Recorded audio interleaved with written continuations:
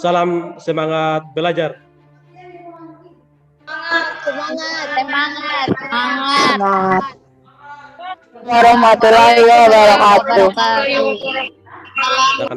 Hari terlebih dahulu jangan lupa untuk mengisi presensi atau absennya melalui Google Classroom ya, negara.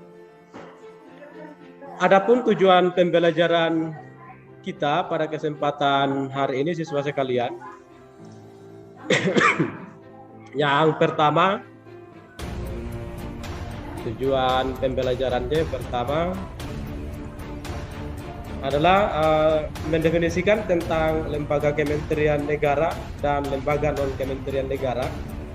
Yang kedua, menganalisis kewenangan presiden sebagai kepala negara dan sebagai kepala pemerintahan, penyelenggaraan pemerintahan negara melalui tim ahli. Selanjutnya, mempresentasikan hasil kajian tentang kasus yang terjadi di lembaga penyelenggaraan pemerintahan negara. Dan yang kelima adalah menyimpulkan hasil kajian tentang nilai-nilai materi. Kita awali dulu dengan doa. Doa saya persilakan kepada Enggar Golib Surya untuk memimpin doanya. Silakan kepada Enggar. Sebelum kita memulai kegiatan meeting pada hari ini, mari kita berdoa. Berdoa dimulai. Doa selesai. Siswa sekalian, di pertemuan sebelumnya, di pertemuan pertama telah kita bahas materi-materi pelajaran sehubungan dengan topik atau pembahasan pada kesempatan hari ini. Nah, yang telah dipelajari pada pertemuan minggu lalu, masih ingat? Ya. Nilai Pancasila. Ya,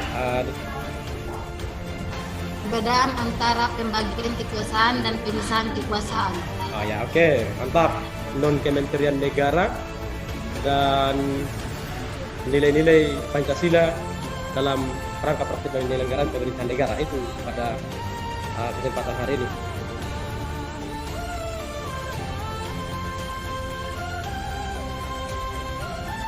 Ya.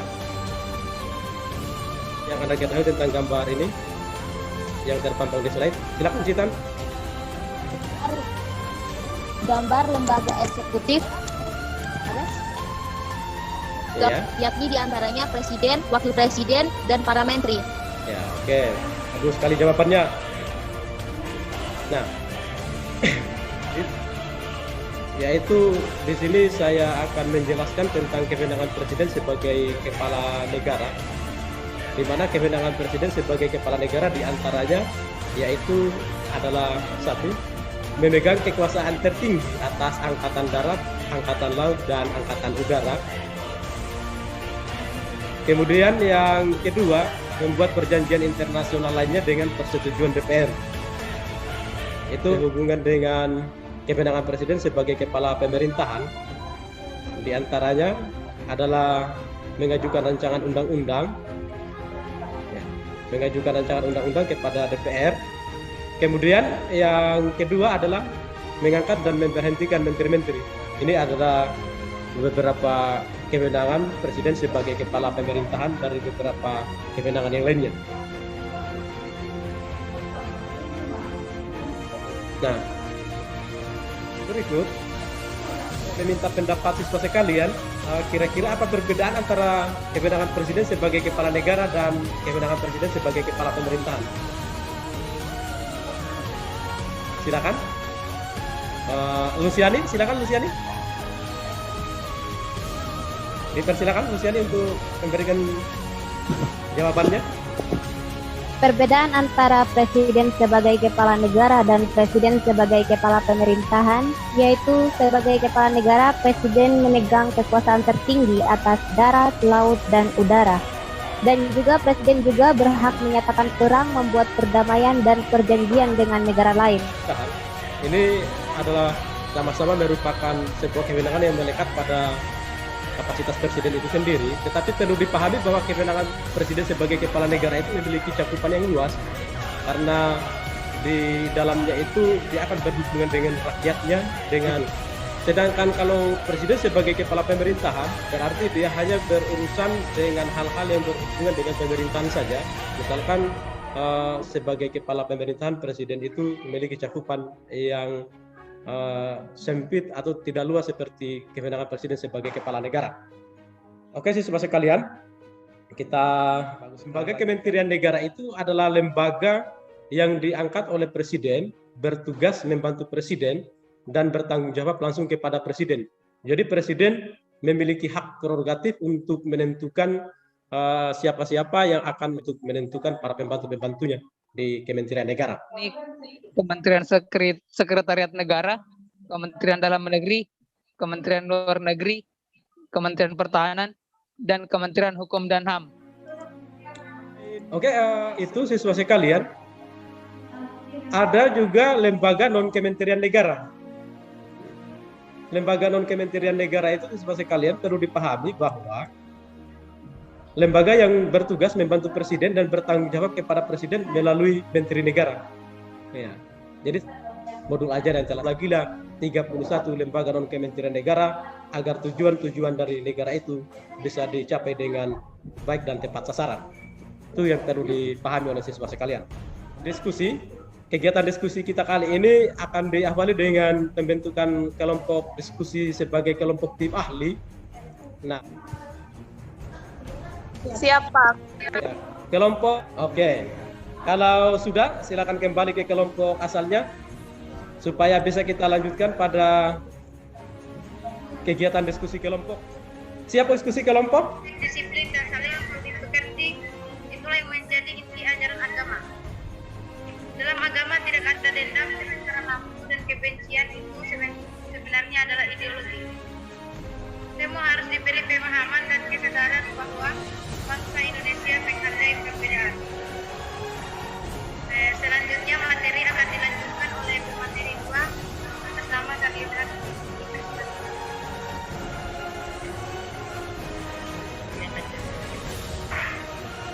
Nilai Pancasila yang dilanggar pada peristiwa tersebut ialah sila ke-1. Itu tadi materi dari kelompok 1. Kami akan kembalikan ke moderator.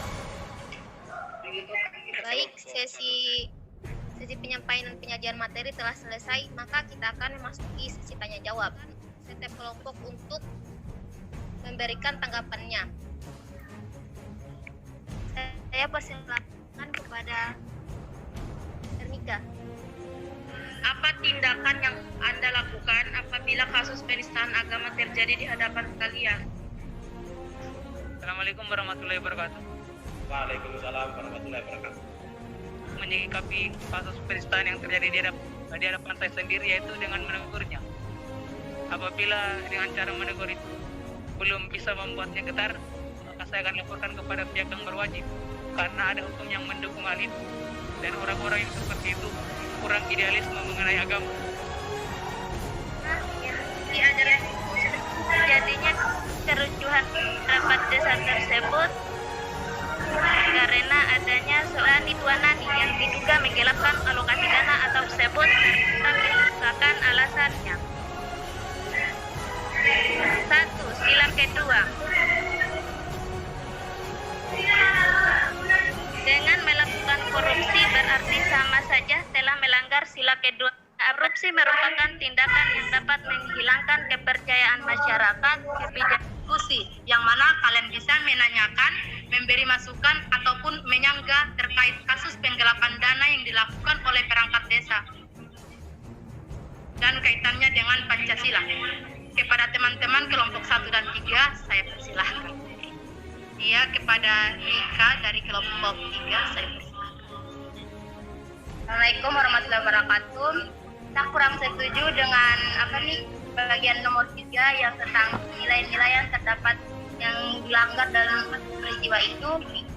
Yang sila ketiga kan berbunyi Persatuan Indonesia, tidak masuk.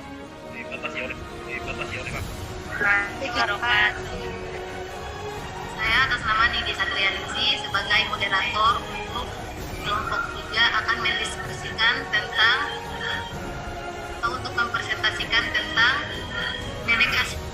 Jadi terdakwa Polda Jaring. Karena ketidakadilan tegak, menurut kami banyak kasus yang menimbulkan kerugian lebih besar di Indonesia justru tidak tertangani dengan jelas. Ketidakjelasan arti kata-kata dalam undang-undang yang akan berakibat kesimpang siuran dalam penafsiran serta penerapannya. Ya, tanggapannya Ambarwati, apakah bisa diterima? Ya, Untuk kelompok 1 yang ingin mengajukan pertanyaan, Pertanyaannya yaitu, sebelum dipertimbangkan oleh hakim, berapa vonis yang dijatuhkan kepada Nenek Asyani? saya akan menjawab pertanyaan dari kelompok nomor 18 tahun 2013 tentang pencegahan dan pemberantasan perusakan hutan dengan ancaman 5 tahun penjara. Oke, sekian, terima kasih. wabillahi taufiq wal hidayah. Wassalamualaikum warahmatullahi wabarakatuh. Waalaikumsalam warahmatullahi wabarakatuh.